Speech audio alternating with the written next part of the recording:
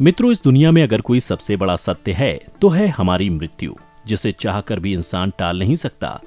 आपने देखा होगा कि हिंदू धर्म में जब भी कोई इस दुनिया को छोड़कर जाता है तो उसके शव का अंतिम संस्कार अर्थात जला दिया जाता है। लेकिन क्या आपने कभी सोचा है कि परिजनों के अंतिम संस्कार के बाद उस मृत आत्मा के साथ क्या होता है? नमस्कार मित्रों, स्वागत है आपका द डिवाइन टेल्स पर। मित्रों, गरुड़ पुराण में बताया गया है कि मृत्यु के बाद यमलोक से 2 यमदूत सिर्फ 24 घंटों के लिए आत्मा को ले जाते हैं। इन 24 घंटों में मृतक के परिजन उसके शरीर का अंतिम संस्कार और अन्य कर्म करते हैं। आत्मा को तब तक यमलोक में उसके द्वारा किए गए कर्मों को दिखाया जाता है। इसके बाद यमदूत आत्मा को वापस उसके घर छोड़ देते हैं। उसके बाद 13 दिनों तक आत्मा अपने परिजनों के बीच रहती है, यानी 13वीं तक आत्मा अपने परिजनों के साथ ही रहती है। इसके बाद फिर से आत्मा यमलोक के लिए रवाना हो जाती है। इसी बीच आत्मा को 3 अलग अलग मार्ग दिखाए जाते हैं। अब इनमें से किस मार्ग पर आत्मा को भेजा जाएगा, यह उसके जीवन में किए गए कर्मों पर ही निर्धारित होता है। मित्रों, पहला अर्ची मार्ग यानी देवलोक की यात्रा का मार्ग माना जाता है। दूसरा मार्ग धूम मार्ग है, जिसे पितृलोक का मार्ग बताया गया है। और तीसरा मार्ग उत्पत्ति विनाश मार्ग यानी नरक की यात्रा के लिए होता है। अपने पाप और पुण्य को निर्धारित समय तक भोगने के बाद आत्मा को फिर से शरीर मिलता है। इतना ही नहीं, मृत्यु के बाद जीवात्मा को यमलोक के मार्ग में कई प्रकार की बाधाओं का सामना करना पड़ता है। इन्हीं बाधाओं में से एक है यमलोक के मार्ग पर पड़ने वाली वैतरणी नदी। ऐसा माना जाता है कि पुण्य आत्मा तो इस नदी को बड़ी ही आसानी से पार कर लेती है, लेकिन पापी आत्मा इस नदी में बुरी तरह प्रताड़ित होती है। गरुड़ पुराण में बताया गया है कि पक्षीराज गरुड़ श्री हरि से पूछते हैं कि हे प्रभु, मृत्युलोक और यमलोक के बीच जो वैतरणी नदी स्थित है, उससे जीवात्मा का क्या संबंध है और उसे इस नदी से कैसी सजा भुगतनी पड़ती है? जिसके जवाब में भगवान श्री हरि ने कहा कि हे गरुड़, जो भी पापी आत्मा इस नदी में प्रवेश करती है वो रक्त रूपी जलपात्र में रखे घी की तरह खौली जाती है। इस नदी का रक्त रूपी जल कीटाणुओं और वज्र के समान सूंड वाले जीवों से भरा रहता है। साथ ही यह नदी घड़ियाल, मगरमच्छ और इनके ही जैसे अनेक हिंसक और मांस भक्षण जलचरों से भरी हुई है। नदी में जैसे ही पापी आत्मा का प्रवेश होता है, वो 12 सूर्य की गर्मी के समतुल्य तपने लगती है। उससे उस महाताप में पापी चिल्लाते हुए करुण विलाप करने लगता है।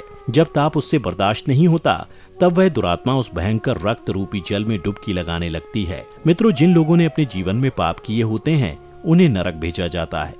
वहीं जो अच्छे कर्म करते हैं, उन्हें स्वर्ग की प्राप्ति होती है। बुरे कर्म करने वालों को नरक में दंडित किया जाता है। वहीं अच्छे कर्म करने वालों को स्वर्ग में सभी तरह की सुख सुविधाओं के साथ रखा जाता है।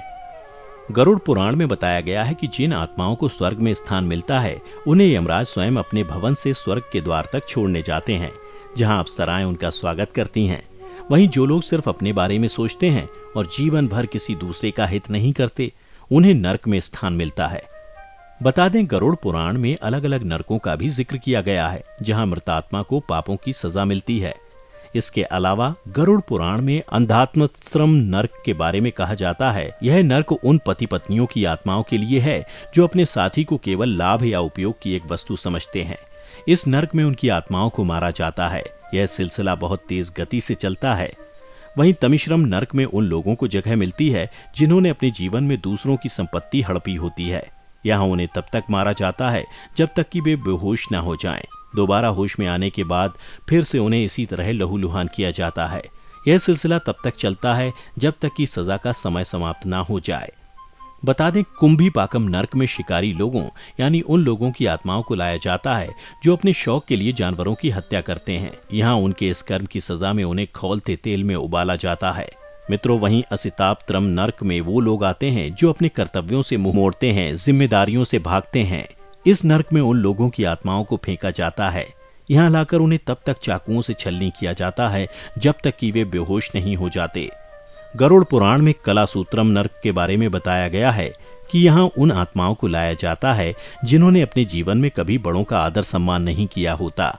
इस नरक में बुरे कर्मों की सजा देने के लिए अधिक गर्मी में तब तक रखा जाता है जब तक उनकी सजा की सीमा समाप्त नहीं हो जाती। तो मित्रों, आपने देखा कि अंतिम संस्कार के बाद आत्मा के साथ क्या क्या होता है। इसके साथ ही आपने देखा कि आत्मा को किस हिसाब से स्वर्ग या नरक में स्थान मिलता है। आज की इस वीडियो में बस इतना ही। हम उम्मीद करते हैं कि हमारी वीडियो के जरिए आपको कई सवालों के जवाब मिल गए होंगे। अगर ये वीडियो पसंद आई हो तो इसे लाइक और शेयर जरूर कीजिएगा। अगर आपने हमारे चैनल को सब्सक्राइब नहीं किया है तो जरूर करिए। इसके साथ ही मुझे दें इजाजत, और हाँ, वीडियो को अंत तक देखने के लिए आपका बहुत बहुत शुक्रिया।